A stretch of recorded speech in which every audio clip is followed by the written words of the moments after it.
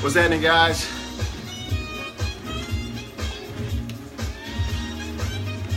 This is your boy Eminem.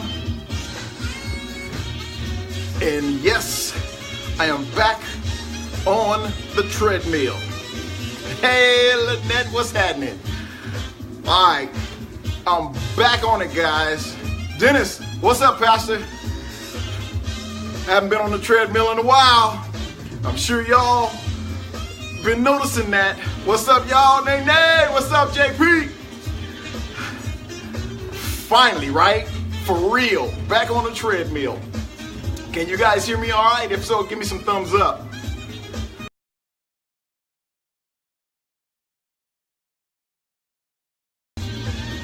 All right, good deal.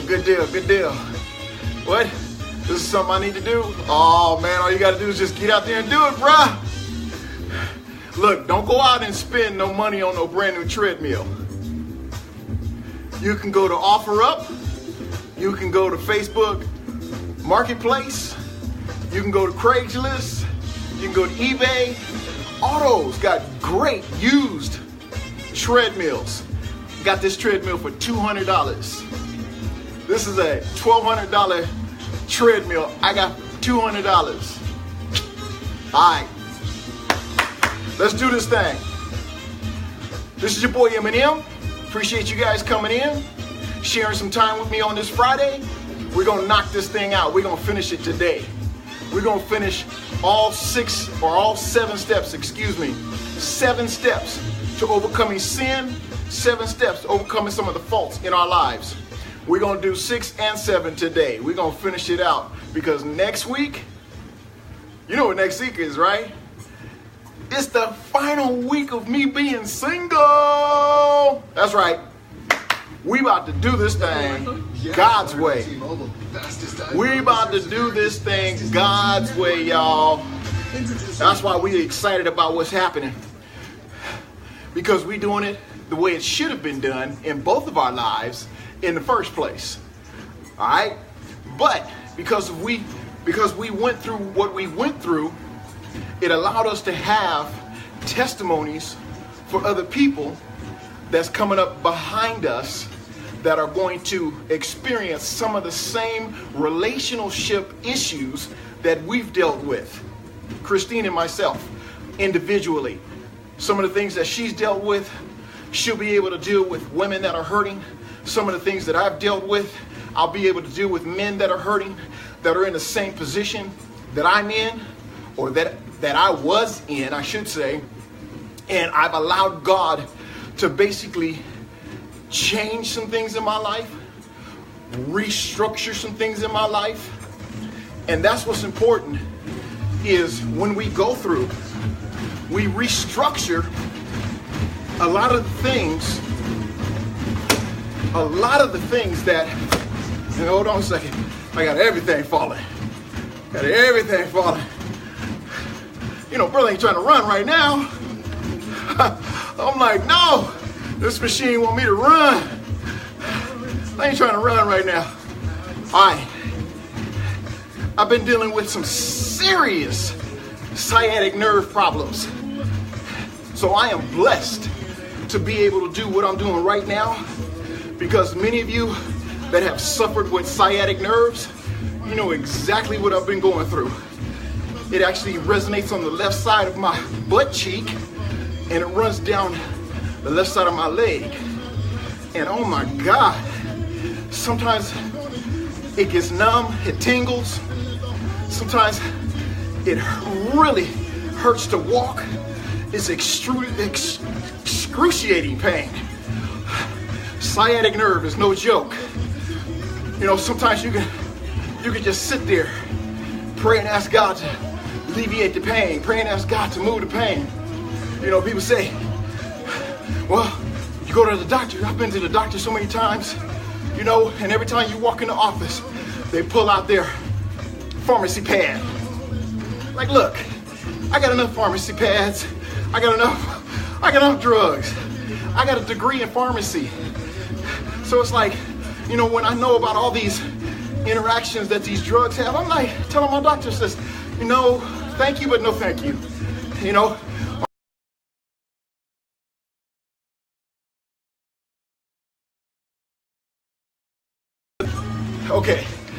This thing is trying to reconnect. I don't know if you saw what I was saying, but it's going in and out for whatever reason. It's trying to reconnect. But we're going to get with this. So I was talking about, some of the remedies of the sciatic nerve and what we do to alleviate that. And there's really nothing you can do to alleviate it. It's just let it do what it do. Let it work its course out. And it's been plaguing me for almost a month now. But like I say, I'm thankful that I'm able to walk on this treadmill right now. Just a little pain. So I'm enduring that little pain and walking through it, working through it. And sometimes that's what we have to do in life. Sometimes life will hit you with a curve, but you got to walk through it. You got to continue to walk it out. Even though it hurts, you got to continue to move forward. There's been a lot of issues in my life that have hurt me and have hurt other people, but I didn't allow it to stop me. I continued to walk it out, continue to move forward, continue to move straight. And I know as soon as you do that, you're going to forget about the pain, you're going to forget about the hurt, because you're constantly moving forward. You're consistently moving ahead of what's been hurting you. And so, like this sciatic nerve, I got to walk it out. And it feels pretty good right now, thank God. 7 steps to overcoming sin in your life. Share this with your friends. Share this with your loved ones. Share it with those you don't get along with. All right? It's number 6. This is a good one. Begin living the right way. Begin living the right way. How do you live the right way? What is the right way? Today we're going to talk about living the right way. We've talked about so many things as far as doing things the right way, the right kind of responses to make, the right kind of responses to do, all of that.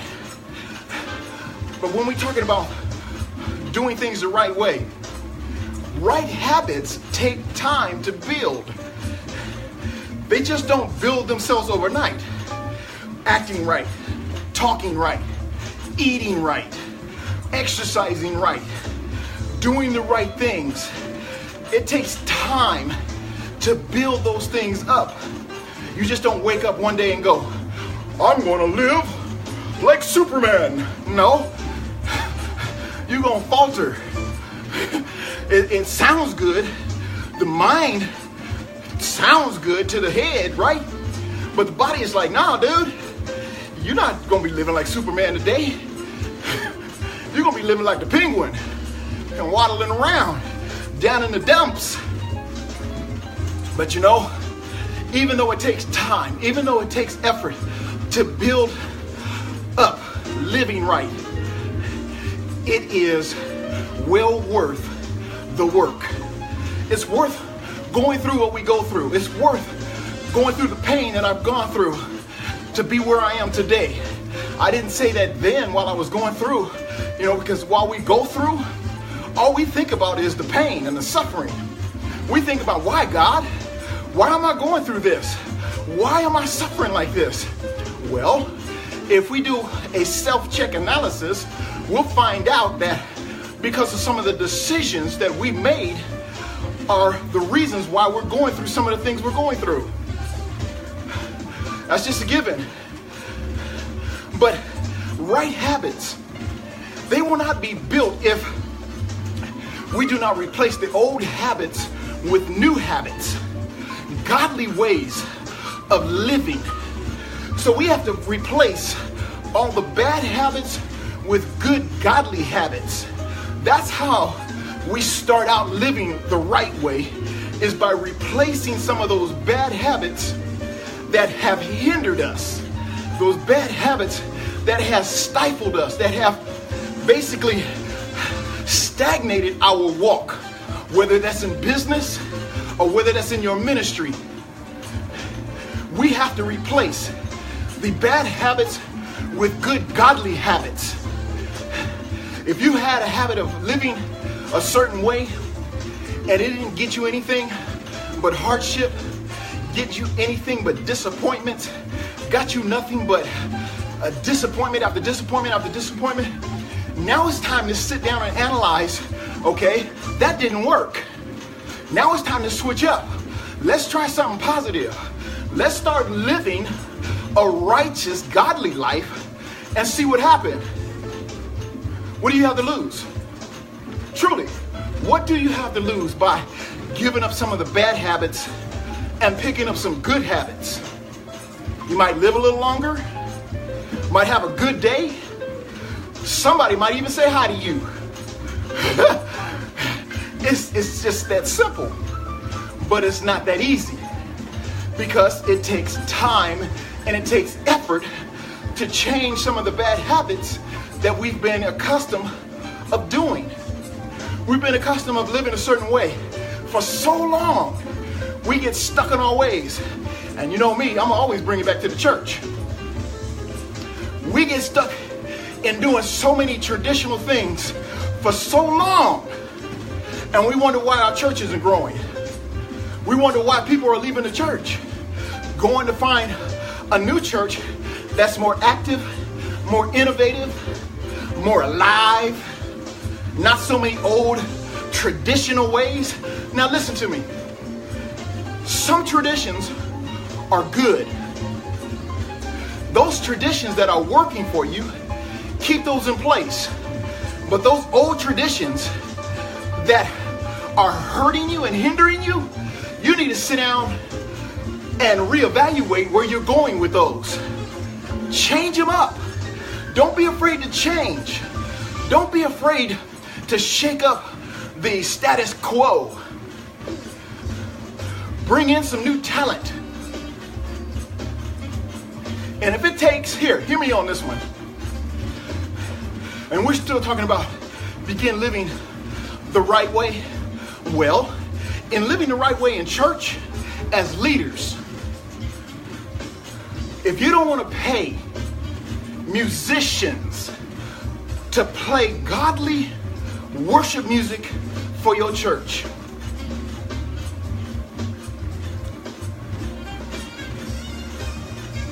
where do you think that's going to go? Sure, you have to sit down and negotiate with some of these musicians. Let them know you're a small congregation. You can only pay so much. You know, they can't expect to come in and make a full-time salary and your ministry is part-time, though it were. You have part-time members. And what do I mean by that? Some members are on a fixed income. Some churches are full of youth. They don't have jobs. So they have to be flexible, just like you have to be flexible, and work with you on what your budget is for the music department. And it's a voluntary thing. Come on. They're volunteering their gifts that God had blessed them with to help you. Now, if they're in a position to want to grow with you, man, sky's the limit. Because once your church starts growing, guess what's going to happen? The income that's going to come in the church is going to grow, and they'll be able to get a raise. Their salary goes up just like your salary will go up because you're both working for the Lord. Okay? Now, you might be one of those who say, I don't think no musician should be paid. Okay. How's that working for you now? How you like singing a cappella? How you like clapping and tambourines only? How does soundtracks work for you? How that's working for you? There's something about live music. David went into the king and he played live music to soothe his disturbing spirit. And I know you're saying, oh, David wasn't paid. David was paid. He was paid, trust me. Look at his lifestyle. Look what God blessed him with. He was definitely paid. But today, in living right, we got to change some of our traditions in the church in order for us to grow effectively. So, I might have bent some theology about paying musicians, but you can bless them ever so often. Say, you know, We really can't put you on a full-time salary right now, but every now and then, we'll bless you with an offering. We'll bless you with some gas money. We'll bless you with some lunch money. That's better than nothing, right? You're helping to advance the kingdom in the music department. How did I get on music? Somebody must have needed that. God offers us his power through his Holy Spirit to help us. This is where we have to be tuned in to what God is saying to us naturally, so we can tune in spiritually to what God is saying to us and directing us. The reason why we're not moving forward is because we're not spending time in God. We're not listening to the voice of God. We're not in tune with his spirit. And so we're out there on an island all by ourselves, trying to figure out where's the lifeboat, when they coming to pick me up. And God has been saying, all you got to do is talk to me. All you got to do is spend some time with me. I'll show you. I got a cruise ship coming to get you. I'll show you a way off that island. I'll show you how to build on that island. There's so many things that God can bless you if you just spend a little time with him. And this is all in living right. We want to live right. We want to do right. We want to speak right. We want to talk right. We want to look right. We want to feel right. We want to smell right. All in living for the Lord. There's so many avenues, so many things that I can motivate you on. So many things that I can talk to you about. Because as I motivate you, I motivate myself. Because as God builds within our ministry, as he builds within our lives, others are going to be blessed. So through God's power of the Holy Spirit, he can help you in the area where you need help, where you're weak, where you're downtrodden, where you're discouraged, where you need some lifting up, where you need help in all areas of your life. The power of the Holy Spirit is there to help you and guide you. All right. Those of you that are not spiritual, those of you that are not believers, once you give your heart to the Lord, oh, you knew there was a catch, huh? Once you give your heart to the Lord, once you give your life completely to him and trust him, will it be easy? No. You completely put your trust in him, allowing him to work with you and work on you and work through you. So many things God will start to reveal in your life. So many visions he will start opening up to you. You'll start seeing things so much clearer because now God is leading and guiding you. That's not only lay people, that's leaders too. We, those that are leaders, we have to first submit ourselves to the Lord. We have to first commit ourselves to the Lord before we start telling you how to commit, before we start telling you how to change your ways, before we start telling you what you shouldn't do and what you should do. We have to apply it to our lives first. First. So it's the Spirit of God, the power of God that helps us. That power will grow in us the more we spend time with God. The more we spend time with God, hear me on this. You might not be where you want to be in God. You might be wishy-washy. You might be weak. You might be stumbling. You might be faulty. Well, we're all there. We all get there. We've all been there. But the thing about it is, the more you spend time with God on a one-to-one, the more he starts blessing you, the more he starts enriching your life, the more he starts opening your gifts. People say, I don't know what to do. Spend time with God. You'll find out what you need to do. I said before, your purpose was birthed in you. You do not have to go looking for your purpose. You don't have to go to a seminar. You don't have to go to a workshop in order to find your purpose. Your purpose was birthed in you. All you do now is seek God, have a relationship with him, so he can start opening that purpose to you. It wasn't until I got to the point that I was sick and tired of being sick and tired of being sick and tired of the way that I was living, that I decided, and see, that's the key. I decided. It wasn't until we decide to change that change comes. So when I decided to change was when God started showing me his purpose, showing me his plan, and then showing me his provision because of all the things that he had promised in my life before. When I got to a position of seeing clearly was when the door started really opening for me. And the same with you. There's no difference.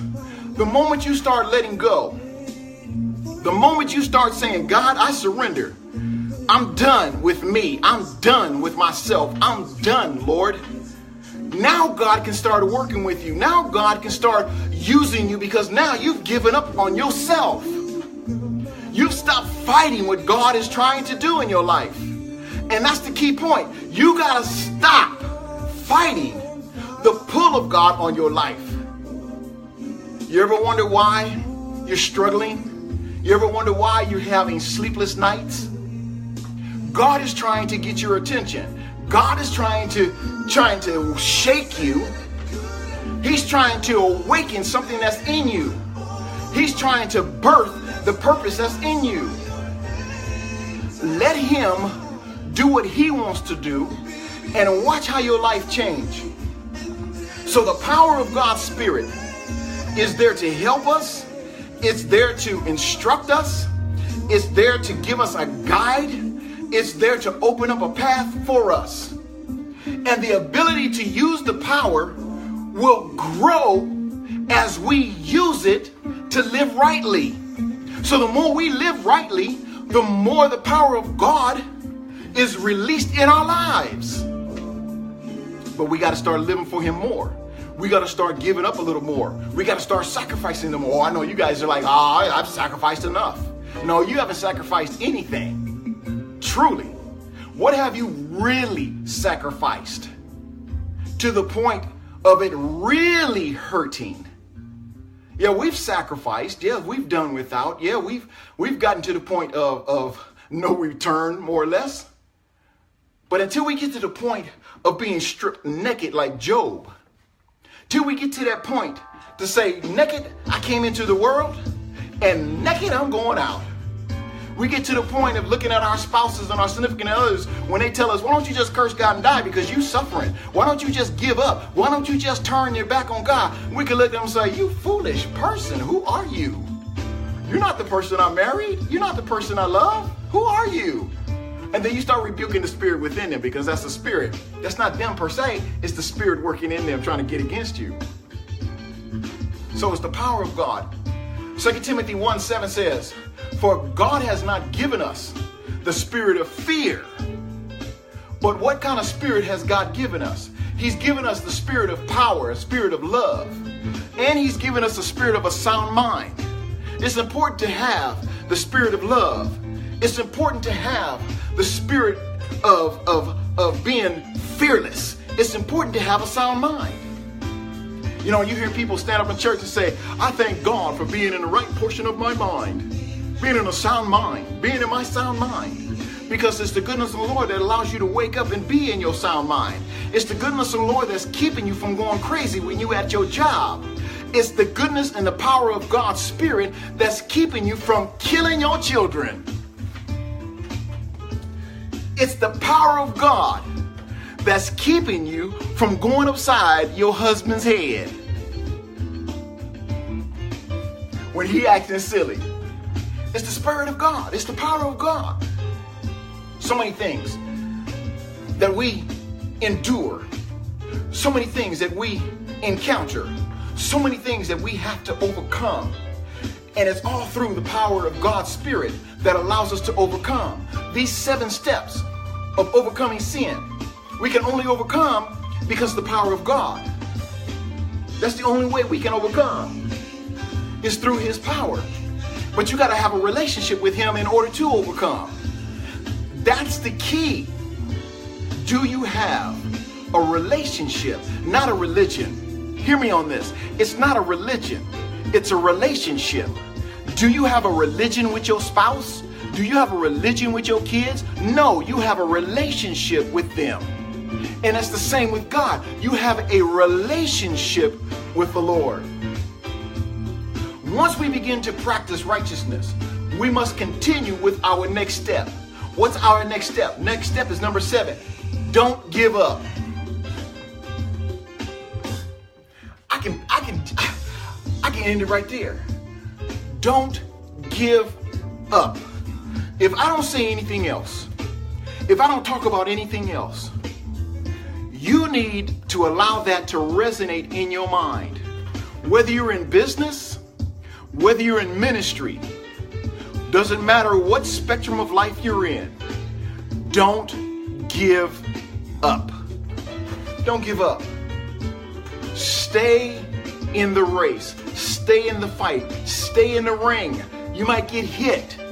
You might get knocked down. But don't give up. So many fighters that have been knocked down, the reason they have come back and won is because their opponent underestimated their will. They decided that they were not going to give up. They decided that they were not going to stay on the canvas. They decided that no matter how many times I get knocked down, I'm going to get back up. It does not matter how many times somebody talks against me, I'm going to get back up. Don't give up. Don't give up. I know it's easy to say. But it's hard to act, right? Is that what you're thinking? It's hard, brother. It's hard, sister, to act it out. No, it takes practice. It takes patience. It takes endurance. It takes a will of not wanting to give up. It takes a strong mind. God has given you a strong mind. He's given you the will to do anything you desire to do. It's your will. How strong is your will? How strong is your mindset to say, I'm not going to give up. I'm not going to stop now. I'm not going to throw in the towel. You got to be strong in that area. We may not use the right response the first time that is needed. How often are we guilty of that? We've been mad and we've spoken before we even thought about what we said. We've said it. And now we got to go back and we got to apologize, or we're feeling guilty about what we've said because we don't think before we speak. I've done that a lot because I'm so quick-witted sometimes that when I hear something, I say something in response to what I'm hearing. And sometimes how the conversation goes, I pretty much know where they're going to go in their conversation, and I'm already saying something. And what we need to do is just stop and listen. Listen to what they're saying. Listen to the next sentence that's going to come out of their mouth, and then let it marinate in your mind. Let it marinate before we respond. So sometimes we respond before we really calculate what we're getting ready to say, and that's when we get in trouble.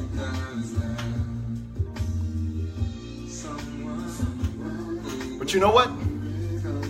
If the right process or the right response came to the mind, even after the fact, that was progress. The progress is allowing ourselves to pause before we respond. Pause for a moment before you say something.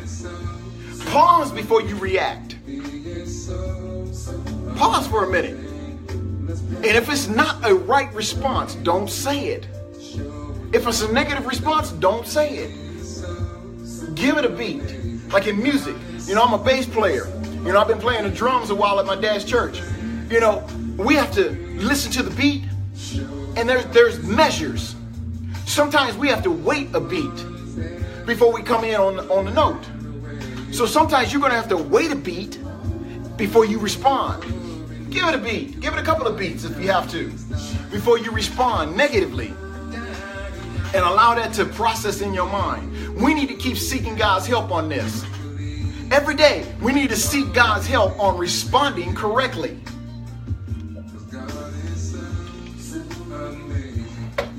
Every day, we need to seek God's help on every area of our lives, especially responding to other people, especially people you love. It's easy to hurt people you love.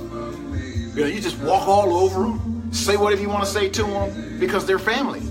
They're close friends, and you can say whatever you want to say. Then your excuse or our excuse is I'm bold. I say whatever I want to say. Right? What kind of attitude is that? Just because you grown, you can say what you want to say. Is it right to say what you want to say? Not all the time. Keep it to yourself. Let it marinate before you say it.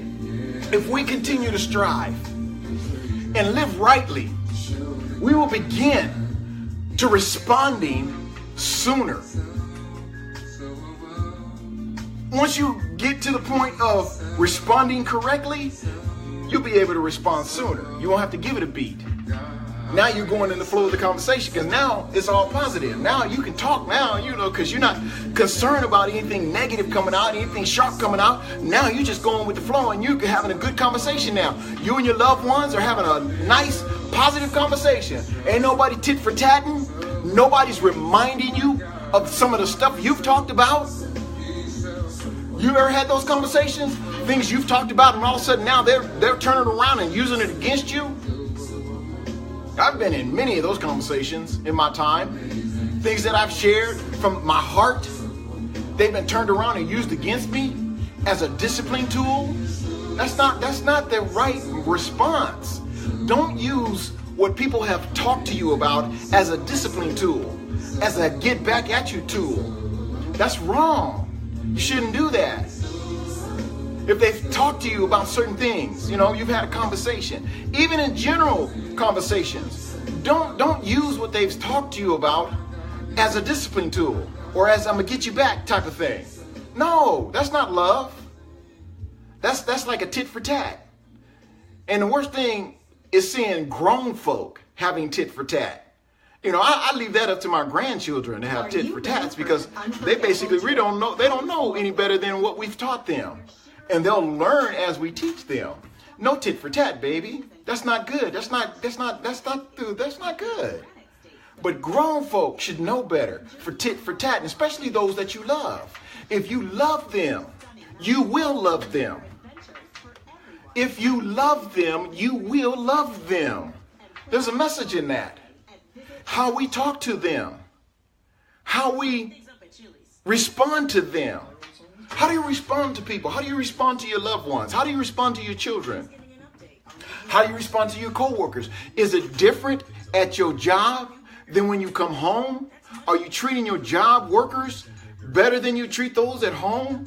That's not the right way. That's not living rightly. What's up, sis? How you doing? That's not living rightly. Living rightly is loving them with respect. We respect everyone. I don't get along with everybody. I know that's unbelievable. I know that's just like, what? No, I don't. I don't get along with everybody. I don't care how perfect you think I am. I'm not. I have my faults. I have my downfalls. But the thing about it is I go to God and I ask him to forgive me. I ask him to help me. I ask him to remold me, reshape me. Help me to talk a certain way where people are happy to hear what I have to say. Instead of like, I don't want to hear what you got to say. I'm dealing with some of that, in life where people, because of my past, because of my situations in life or whatever in my past, they don't want to hear anything I have to say. And only God can change their heart. Only God can change them because I'm going on in God. I'm trying to straighten myself out. I'm trying to walk the straight and narrow. I'm trying to do things differently. I'm trying to have a right attitude. I'm trying to have the right frame of mind. So now they can have the testimony to say what I used to do and how I used to act. And I said on Wednesday, that's nothing but free advertisement. If people talking about you, what you used to do, that's free advertisement, letting others know that you don't do it any longer. Cheap advertisement. So eventually, as we're living this life, as we are learning the steps of how to overcome sin, as we're learning those steps of how to overcome some of our faults in our lives, it's an ongoing process. Everything is a process in life. I don't care what it is, what you're dealing with. It could be your health. That's a process in life. All of my pain that I go through with this sciatic nerve, and I got some pain up in my shoulders. A lot of this has happened, from my lifestyle. When I used to play football, I ripped both of my knees, had surgery. I've had many surgeries on my hand. I've had surgery, and all these aches and pains are just coming back, reminding me of what I used to do. Letting me know there's certain things that I can't do now. But I keep going. I keep going forward. I say, God, I thank you for my healing. It's a process. God, I thank you for my healing. It's a process. Lord, I thank you for my healing. It's a process. We continue to thank him. We speak those things as though they were. Those that are not, as though they were. We speak them into existence. So, here's the process. Whatever you want, speak it into existence. Whoever you want. Now, there's a catch there, because whoever you want might not be the one for you. So, you got to use a little wisdom there. But whatever you want, if it's in the will of God, guess what he's going to do? He's going to give it to you because you're faithful. Because you're faithful, he's going to give you the desires of your heart. So if any man, any woman stands praying and believing and trusting in God, you know what's going to happen? He's going to give you the desires of your heart. What is it that you're desiring? What is it that you're looking for? I'm talking to non-believers as believers. What is it that you're looking for? What is it that you want out of life? What is it that you want in life? God has it. God has it. So many things that I'm allowing God to use me that I've had to really check myself, because I didn't think I was ready. I didn't think that, I had the stamina, or I had the wherewithal, or the education, or, I've been in ministry and around ministry all of my life. All of my life. It hasn't been easy. It's been up and down. Many of you that are on Treadmill Motivation that know me personally, you've seen some of the struggles I've had. You've seen some of the ups and downs I've had. But I keep going. I don't get on Facebook and cry about it. I don't get on Facebook and say, oh, woe is me. No, they don't need to hear all that. They need to hear that I've gotten over, that I've come out of it. They can hear the testimony and says, you know what? I was down. I had these issues. I had these problems. But because I was faithful to the Lord, because I kept staying in there, because I kept getting up off the canvas, I'm now able to stand here today before you and say, I'm healed, or I'm successful, or whatever it is.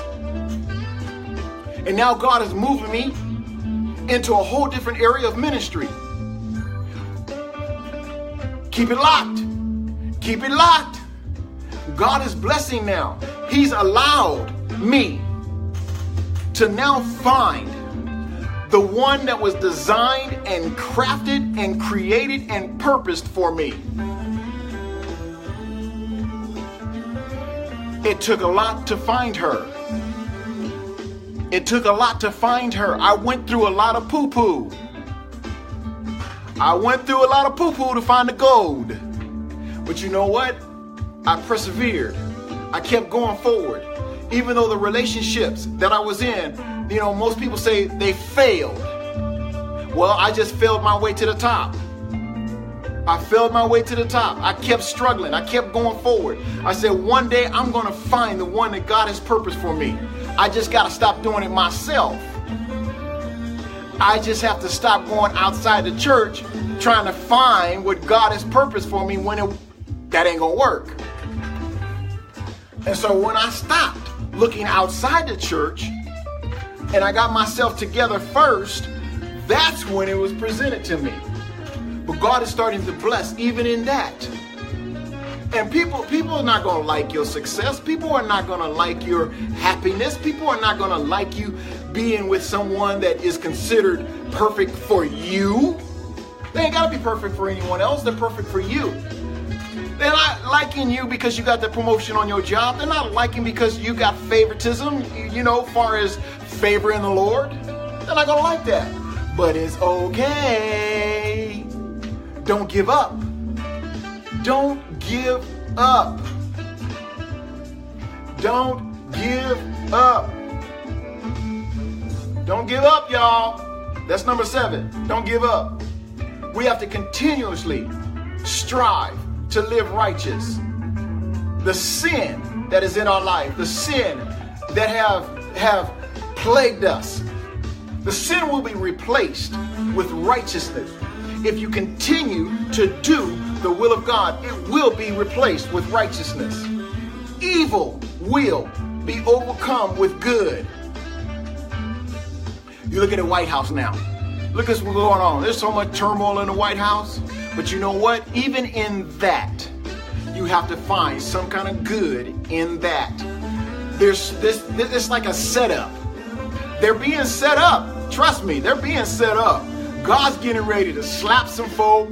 God is getting ready to bring some folk down. God is getting ready to shake up the nation. He's getting ready to shake the White House. He's getting ready to shake this country. All this is happening for a reason. Don't be fooled by what's going on. Stay in His Word. Stay encouraged. And don't give up. Because good is going to overcome evil. It will. That's a given. It always does. It always overcomes good, overcomes evil. These steps that we've been talking about for these past few days, 7 steps to overcoming sin. If you use them, if we use them, it's proven and they will work. Go back and review them. Go back and look at them. They will work. It's proven.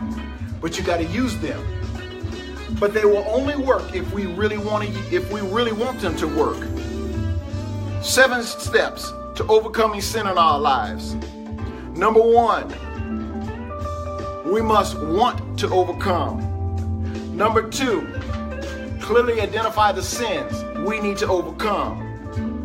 Number 3, study to learn what should replace the cause of sin. Number 4, meditate on living by what God says is right. Number 5, pray for God's help to remember the right response. Number 6 and number 7. Number 6 is begin living the right way. And number 7, don't give up. Don't give up, y'all. I know it's hard sometimes. I know it's a struggle sometimes. You're not the last, you're not the only one, and you're definitely not going to be the last one that's going to go through. But if you keep your eyes on the prize, what's your eyes on the prize? Okay, let's take it natural. If you're working out, what's the prize? A certain weight, certain weight, right? Certain dress size. That's the goal. Keep your eyes on the prize. That's your prize. Get into a certain dress, right? At a certain time. Christine is trying to get into this wedding dress. She keeping her eyes on the prize. Who the prize? Who the prize? Who the prize? I'm the prize. Look out now. Watch out. Y'all don't know nothing about this. Look out now. Watch out. Woo, look out now. I'm about to do the broke leg. I'm the prize. No, it's getting into that dress. But we have certain things that we are seeking and searching for. But if we keep our eyes on the finished product, what's the finished product? You being successful on your job, you being successful in your business, you being successful in your ministry, you being successful in your relationship, you being successful in finding the one that you want in your life. Don't give up on love. I don't care what anybody else says. Do not give up on love. There's love out there for everyone. Just because someone has decided to be by themselves, just because someone decided to be single the rest of their lives, don't allow them to throw up all over you as you should be. Or you should be, girl, you don't need no man. You don't need no man. Girl, you need to be by yourself. No, you need to be by yourself. Let them be by themselves. You know, I've heard people say to me, you don't need no girlfriend. You need to be by yourself. Hello? Let me shed some light on you. I wasn't created to be by myself. It's not that I can't be by myself. It's because I was created to be a husband. People say, well, you've messed that up. No, I did it the wrong way. Doesn't mean that I'm not to be a husband just because of the issues I've had in my life. No, I'm not going to allow that to deter me. Are you serious? No, I know what God has spoken to me. I was designed to be a husband. I have the qualities of a good husband. What qualities do you have? Do you even know what some of those qualities are? Can you speak those qualities into existence? Just because you've done things the wrong way does not mean that you're not qualified for what you are qualified for. Those are just hiccups in your life. That's all they are, hiccups in your life. Go drink you some water, go drink you some spiritual water, and the hiccups will go away. But don't give up. Don't give up. I'll say it again. Don't give up on love. Somebody needs that. Don't give up on love. God has the person that's purposed for you. Yes, I'm talking to you. Look at me in my eyes. God has someone purposed for you. Don't give up. Just because you're by yourself right now doesn't mean you're going to continuously be by yourself. There might be something in your life that needs to be plucked out in order for someone to be put in. Got to get rid of the bozos in order to get the Boaz. So what bozo is in your life? That could be anything, and it could be a thing. Don't have to necessarily be a person. It can be a habit. It can be something that you're holding on to that God has been telling you need to let this go so I can bless you with the one that you need in your life. I love an independent woman, but if that's your problem, you're going to have issues in a relationship, because if a man really wants to take care of you, he shouldn't take away your independence now. But it shouldn't be your main focus in the relationship. I'm independent. I don't need no man to do it. Well, you're going to be by yourself. Christine is very independent. I love her independence. But she also knows that she needs me.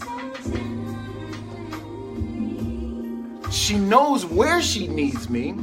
And she allows me to be who I need to be in her life. And I allow her to be independent. We work good that way because she's strong. You gotta have a strong person in your life. Strong woman, strong man in your life. You don't want somebody mealy mouth. You don't want some old weak person in your life. That's not helping you. If you weak and they weak, who are you helping? 7 steps to overcoming sin. 7 steps to overcoming fault. 7 steps to overcoming disasters in your life. 7 steps to getting what you need in your life. 7 steps to being successful. 7 steps to being that much stronger in God. Whatever it is, God has it for you. This has been your boy Eminem. And as always, I appreciate you guys coming in, sharing this time with me, giving me a little space in your life. Give me a little corner in your heart that I can plant some seeds in there and allow God to cultivate it and grow into something purposeful. Appreciate it. Appreciate the love. Love you guys dearly. Keep praying for us. Keep praying with us. Keep us before the Lord as we keep you before the Lord. Saved or unsaved, we still gonna keep you up before the Lord because we want you to be successful. It doesn't matter whether you're saved or not, whether you're Christian, whether you're a believer or not. We want you to be successful in God. But the only way you non-believers are gonna be successful in God, you got to give your heart to Him. You got to give your life to Him. You got to turn over your ways to the Lord and give it to Him. Allow Him to work miraculously in your life. I thank you guys. Now, I don't know how much time I'm going to be able to get on next week because this is the final week. We're wrapping it up, guys. And for those of you that did not get an invite, please know that if I could have, I would have invited everyone, but we couldn't. We were limited on space because we're having it in her backyard and we were limited on space. And, hey, but you'll be able to see it live. We're going to live stream it. But you have to go on to Life's Word Ministry on Facebook. You have to like that page in order to see it live. And then you'll be able to see it live. Life's Word Ministry on Facebook. Then you'll be able to see it live. All right, guys, I'm out of here. I'm kind of tired now. This sciatic nerve is starting to kick in. It's like, ah. But thanks again for sharing it with those that really needs to hear this, that needs to be encouraged. Because my job is to encourage you to encourage others as we encourage each other. Christine, I love you dearly. Love you dearly. And I can't wait to see what God has purpose for us when we are truly united as one. God is getting ready to do a number in our life. God is getting ready to do a great thing. Will we have some trials? Yes. Will we have some troubles? Yes. Will we have some issues? Yes. Will we have God on our side? Absolutely. Absolutely. Anytime you set to do a job or a work for the Lord, you best believe the adversary is going to get busy to come against you. He's going to use everything in his power to hinder you, to stop you, to keep you from moving forward in God. Whatever device he used, know that it's from the enemy and not from man. It's from the enemy that's using man. All right. Like the song says, ain't no stopping now. Don't give up, y'all. Don't give up. All right, see you soon. Keep it locked. I will be back. I will be back. Give you some check-ins. You guys continue to work out.